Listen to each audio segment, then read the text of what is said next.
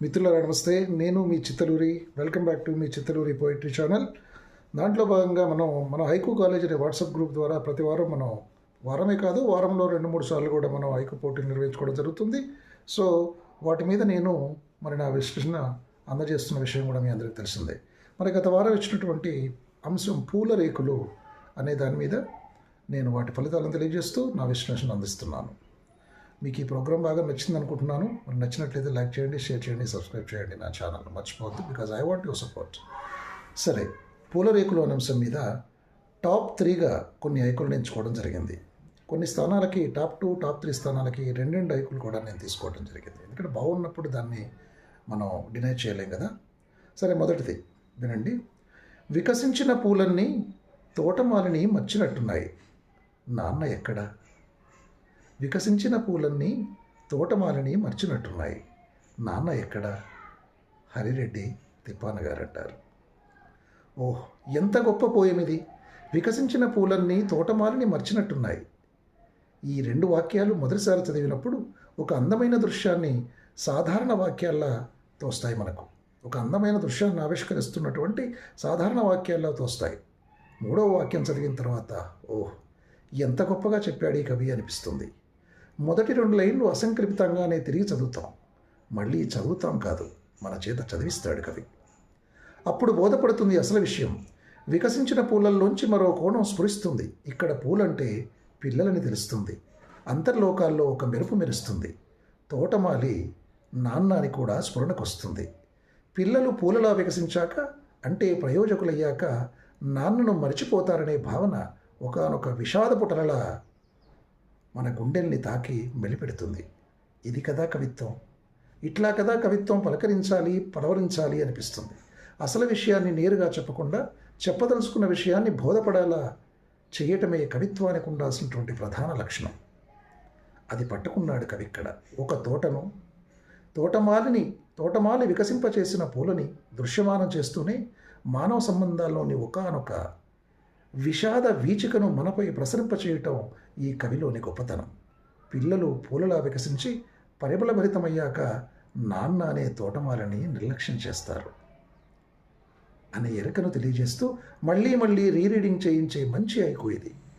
హరిరెడ్డి తిప్పాన గారికి నా ప్రత్యేక అభినందనలు. ఇక టాప్ 2 పొజిషన్లో ఎంపికైనటువంటి ఇక్కడ 2 కవితలు ఎంపికయ్యాయి. మొదటిది, అంటే దీంట్లో మళ్ళీ ఆర్డర్ ఏం లేదనుకోండి, ఆ రెండిట్లో ఒకటి. రోడ్డు పొడవున పూల రేకులు, ఎవరిదో అంతిమయాత్ర. ఐ రిపీట్, రోడ్డు పొడవున పూల రేకులు, ఎవరిదో అంతిమయాత్ర. నేలపురి రత్నాజీ గారి హైకు ఇది. మొదటి 2 లైన్ల ద్వారా ఒక ప్రాకృతిక దృశ్య చిత్రాన్ని కళ్ళకు కడతాడు కవి. చదువుతున్న పాఠకుడు రోడ్డు పొడవున పూల రేకుల్ని దర్శిస్తూ పోతాడు. రోడ్డు పొడవున ఆ పూల రేకులు ఎందుకున్నాయి, ఎవరు చల్లారు, ఎవరు పారబోసారు రోడ్డు మీద లాంటి ప్రశ్నలు మొలుస్తాయి. ఇక 3వ లైను చదవగానే అసలు విషయం ఒక సముద్రపు టలలా చాచి గుండెల మీద కొడుతుంది మనల్ని. అంతిమయాత్రలో పూలు చల్లే దృశ్యం గోచరిస్తుంది. ఎవరిదో అంతిమయాత్రటుగా వెళ్ళిన ఫలితమే ఆ రోడ్డంతా ఆ పూల రేకులు అనే జ్ఞానం కలుగుతుంది కూడా.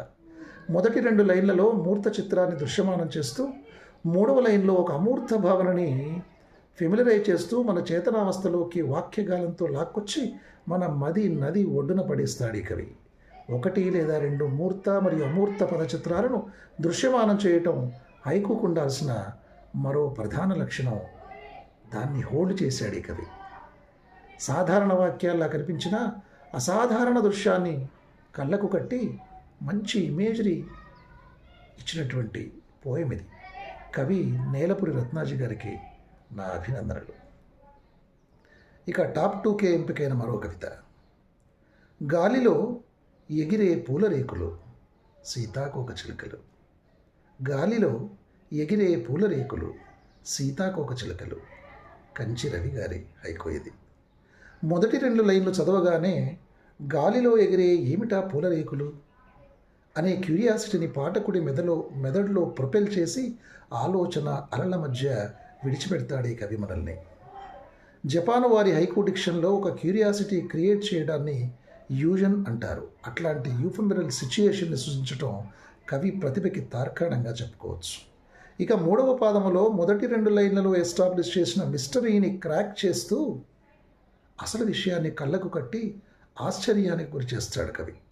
ఇంతకీ గాలిలో ఎగిరే పూల రేకులు మరేవో కావు, సీతాకోక చిలుకలని తెలిసి ఆశ్చర్యంతో కూడిన ఆనందానికి గురవుతాం మనం. నిజానికి గాలిలో అనే పదం యాడి చేయడం ద్వారా ప్రాకృతికమైన ఒక అంశాన్ని కాంక్రీట్ ఇమేజరీగా ఎస్టాబ్లిష్ చేసినట్టు అవుతుందని నా చిన్న భావన. ఎగిరే అనే పదం కూడా గాలిలోనే కదా అనే భావనను కలిగించవచ్చు, కానీ గాలిలో అనటం ద్వారా ఆ విషయం ఇంటెన్సిఫై అయి డీప్ ఇంపాక్ట్ కలుగుతుంది చదువుతున్న పాఠకుడి మెదడులో అని నా భావన. ఏదేమైనా 2 రేకుల పువ్వు సీతాకోక అని చిత్తలూరి రాసిన హైకును కూడా గుర్తు చేసిన మంచి హైకు ఇది కూడా. కంచి రవి గారి ఊహాశాలితకు నా ప్రత్యేకమైన అభినందనలు తెలియజేస్తున్నాను. ఇక టాప్ త్రీ పొజిషన్లో కూడా 2 హైకులు ఎంపికయ్యాయి. మరి వినండి. దాంట్లో మొదటిది, విప్లవం వర్ధిల్లాలి, రాలిన ఎర్రని పూరేకులు. విప్లవం వర్ధిల్లాలి, రాలిన ఎర్రని పూరేకులు, దామరకుంట శంకరయ్య.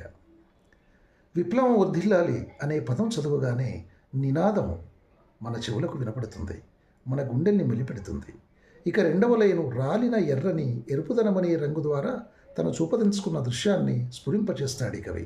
ఇక 3వ లైన్లో పూరేకులు, అందున ఎర్రని పూరేకులు దేనికి సంకేతాలో తెలిసిపోతుంది.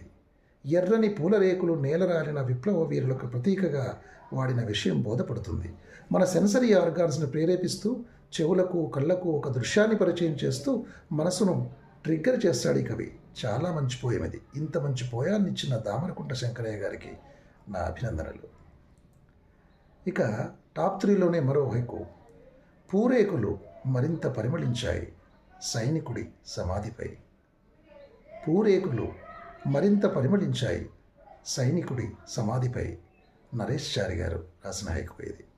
మొదటి 2 లైన్లు చదవగానే పాఠకుడి మనసులో పూరేకులు మరింత పరిమళించాయి, మునుపున్న పరిమళం కంటే మరికొంత పరిమళం రెట్టింపైందనే భావన కలుగుతుంది. మరి ఆ పరిమళం రెట్టింపు అవడానికి కారణం ఏమిటి అనే ఆలోచనలో పడతాడు రీడర్. ఇక 3వ లైన్ చదవగానే అసలు విషయం స్ఫురిస్తుంది. సైనికుడి సమాధి అనే మనం ఊహించని ఒక దృశ్యాన్ని మన కళ్ళ ముందు పడేసి మన మనసును ఆలోచనా తరంగాల్లోకి నెట్టివేస్తాడు ఈ కవి. సైనికుడి సమాధి పైన చల్లిన పూల రేకులు మునుపటి కంటే రెట్టింపు పరిమళాన్ని వెదజల్లాయనే భావన వెనుక సైనికుడి గొప్పతనానికి, ఆ త్యాగానికి కృతజ్ఞతగా పూరేకులు కూడా మరింత పరిమళాన్ని వెదజల్లాయని చెబుతాడు కవి.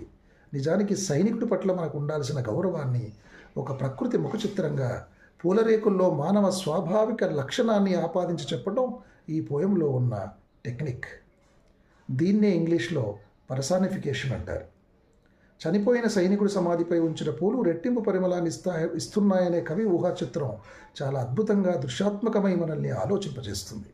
మంచి పోయమును అందించిన కవి నరేష్ చారి గారికి నా అభినందనలు. ఇట్లా టాప్ 3లో మనకి దాదాపు 5 హైకులు ఎంపికయ్యాయి. చాలా అద్భుతమైన హైకులు సృజించిన పై కవులందరికీ మరొకసారి నా ప్రత్యేక అభినందన తెలియజేస్తూ, అట్లాగే బాగున్న మరికొన్ని హైకులు మీకోసం చదివి వినిపిస్తున్నాను ఇక్కడ. సున్నిత స్పర్శ పూల రేకులలో ప్రేమ పరిమళం, నల్లి సాయిబాబు గారు. పూలను ఎవరు నలిపేశారో శోకం అత్తరైంది, దశరథ కోటగారు. బతికినంతకాలం రాళ్ళిసిన చేతులే చచ్చాక పూలు. ఇది నేను రాసినటువంటి మీ చిత్తలూరి హైకు. పసి మనసులో పూల రేకులు తాజాగా ఉంచండి, ఊటుకూరి వరప్రసాద్. విడివిడిగా పడిపోతే కూలుతాం పూల రేకుల్లా మరికంటి. బాష్పాలెందుకో రాత్రంతా పారిజాతం, తెల్లారి నేలంతా అత్తరు తడి, వల్లూరి రామారావు. సో ఇట్లా ఈ హైకులు కూడా బాగున్నాయి. ఇంకా కాస్త రీఫైన్ చేసుకుంటే మరి వీళ్ళు కూడా టాప్ పొజిషన్లోకి వస్తారు అని నా నమ్మకం. మరి నా ఈ విశ్లేషణ మీకు నచ్చిందనుకుంటాను. అన్నట్టు మీరు హైకు కవి మిత్రులకు నమస్కారం. మరి ఈరోజు ప్రతిరోజు మన హైకుల పైన చిత్తలూరి గారు రివ్యూలు చేస్తున్నారు, విశ్లేషణ చేసి మనకు చక్కగా పునర్నిర్మాణం చేయడం, సలహాలు సూచనలు ఇవ్వడం చేస్తున్నారు. మరి ఈరోజు తను రాసినటువంటి ఒక అద్భుతమైన హైకు నిజంగా నేను చూశాను. బట్ ఇక స్కూల్లో ఉన్నాం కాబట్టి అంత సమయం లేకుండే.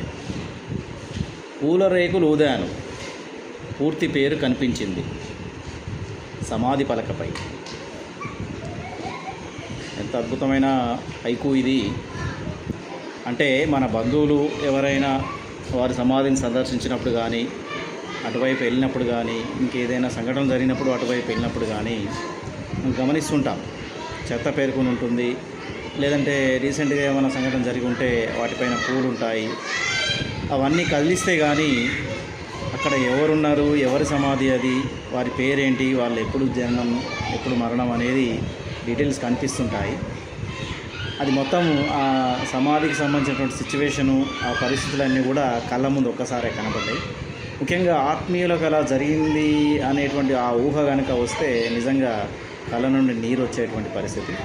అద్భుతమైనటువంటి హైకు రచన చేసినటువంటి చిత్తలూరి గారికి, అన్నగారికి అభినందనలు మరియు ధన్యవాదాలు. మీరు ఈ హైకు వ్యవసాయంలో అద్భుతమైనటువంటి దిగుబడి సాధించాలి. దాంతోపాటు మేము కూడా 4 అడుగులు వేయాలని కోరుకుంటున్నాం. అంతేకాకుండా అంతర్జాతీయ స్థాయిలో ఎన్నో మంచి హైకులతోని బహుమతులు పొందారు. అది ఇంకా భవిష్యత్తులో కూడా కొనసాగాలి. దాంతోపాటు మన హైకు కవి మిత్రులందరూ కూడా మంచి రచనలు నేర్చుకోవాలి, ఇంకా బాగా పరిపక్వత సాధించాలని కోరుకుంటున్నాను. ధన్యవాదాలు. నా పేరు Kanchi Ravikumar, teacher. Thank you. మిత్రులారా, మరి విన్నారు కదా మీ చిత్తలూరి హైకు మీద కంచి రవికుమార్ గారు బ్రదర్ చేసిన రివ్యూ. మీకు నచ్చిందనుకుంటాను. ఎనీహౌ రవికుమార్ గారు, I shall be grateful to you for your beautiful review on my haiku. ఇట్లా మనం మన గ్రూప్లో ఉన్న సభ్యులతో కూడా అప్పుడప్పుడు వాళ్ళ అభిప్రాయాలు, వాళ్ళ రివ్యూస్ను కూడా మనం కన్సిడర్ చేస్తూ ముందుకు వెళ్ళటం బాగుంటుందనే ఒక ఆలోచనకి ఇది శ్రీకారం చుట్టడం జరిగింది.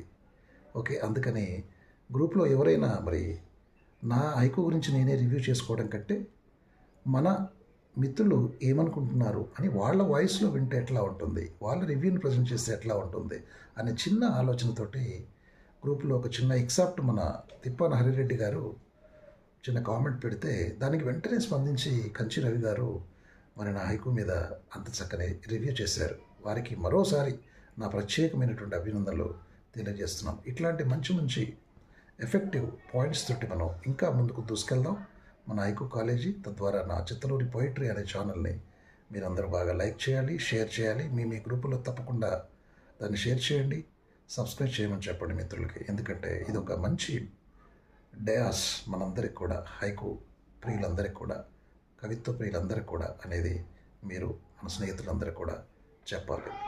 మరొకసారి మీ అందరికీ పేరు పేరున మంచి హైకులతో అలరించిన మీ అందరికీ పేరు పేరున నా ప్రత్యేకమైనటువంటి అభినందనలు, ధన్యవాదాలు తెలియజేస్తున్నాం. Love you all, me Chittaluri.